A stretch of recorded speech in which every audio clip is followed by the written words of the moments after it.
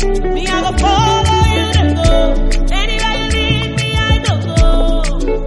Jesus, my life is for your glory, your glory. Messi Apostle Oluku. Onye na-eje ebe ọ na-eme n'ọrụ ukwu. Ebe ọ na-eme ka anyị na-eje. Kedu ebe anyị nọ ihe a? Anyị nọ na bridge mmiri Ezigbo nke ọrụ ukwu.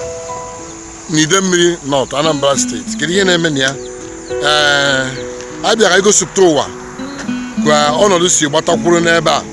N'ahụ gara aga agwọchara mmiri a site n'enyemaka ndị ọrụ ukwu site na ntụziaka Igwe Chinyereze.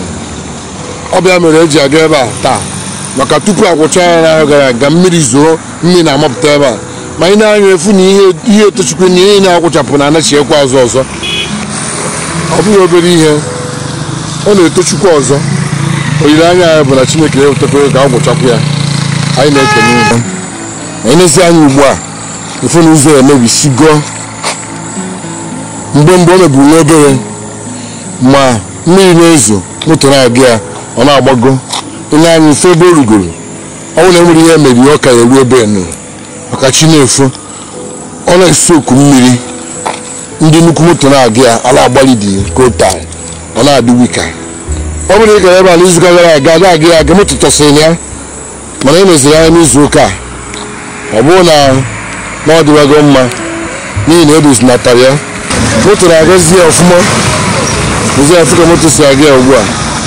Yes, what is Natalia? What do you want to all courtesy of Chief Ogonna, Oliso, Ramadiko Oluku, Sire, and up to Okuta wherever, wherever man. I wait to go here. When I work government, Anambra State, Uri Obiano, I better say, and the man again. Now, n'izu ụka gara aga ụzọ adịrọ mma mana awụrụ okwute ya kedu ihe agwa ndị lụrụ ya onye a na-agwa Obiano n'izu a oge anyị na-agwa Obiano ya bịa ka o tiri anyị anya ebe a mana ebe a nwe emebisikọkwa na anyị na-adazi ada na mgbọmgbọ daalụ ọ ga-adịrị gị mma ihe na-eme n'ụzọ ọ dị gị mma you need to be repaired by the government of Obiano. Yes, Tell them to come and do it. The road is very, very bad. Okay, it's unfair. Yes. Yeah,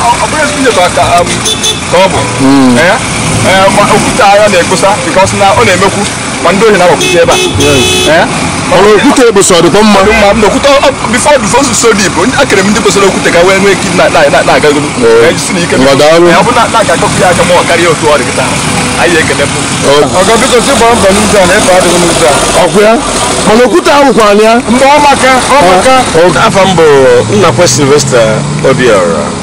Alhaji Kawusi. Can you remember 2-3 weeks ago where we go? Hey, but what can expose issues? Makana, here I remember an opposite. Now I thought that I'm not a gun store. I didn't lose I don't know. Only maybe see motor in the mother. Nduli na rob. Yes. Mana sile Hamadiko Oluku Maruku Teba. Sisi ya kirukode.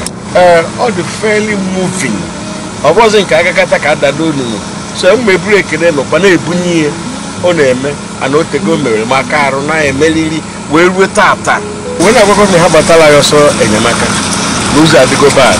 I will make speed up. Which I know. Can do it. Yes.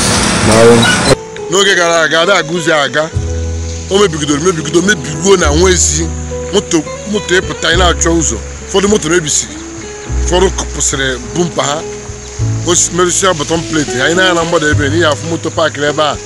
She's a weekend. All the bad road cost, yeah. Manachineke, I better tell like one night, Chief or gun notice. Hamadiko Ruku, Onen Kebiano, where be cheapries. Well, one loser. Nabana Gazuza, Gina Frana Gagata. So I can Ufumbajara, Honoko, Kumulazu, Atlantic Ocean. I make a leg now, Snoga, Dregama, Kimera, Macan Kika, Mamma. But I just when I want government Anambra State. Now, how about apply? Can you see about? Can be buy? Can do you buy? Or the home? Somebody again, yeah. I have one night working with SSG. ka onye na-anya aka ka mara ihe a ga-eme ụzọ a ka ọ dịkwa ka o kwesịrị ịdị ka a taa ya ọfụma onye eri nnukwu ego ụdị sọfesi nke a ga-eme ya ụzọ aga nke ọma aka m bụkwa Messi Apostle onye na-eje ebe ọ na-eme n'ọrụ ukwu ebe ọ bụla ọ na-eme ga-afụ m anyị na-eje ọrụ ukwu anyị na-eje obodo niile gbara ọrụ ukwu okirikiri wee na-arụ ọrụ wee si kwado obodo anyị mara Jizọs Kraịst anabozi akazo na nno onye tishiti nuga na konye nu okwenye bu.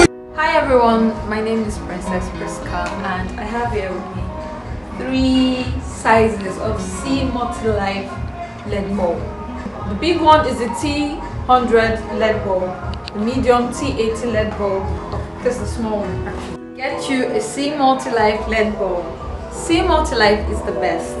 C Multi-Life lights up your home and C Multi-Life makes your home sweet.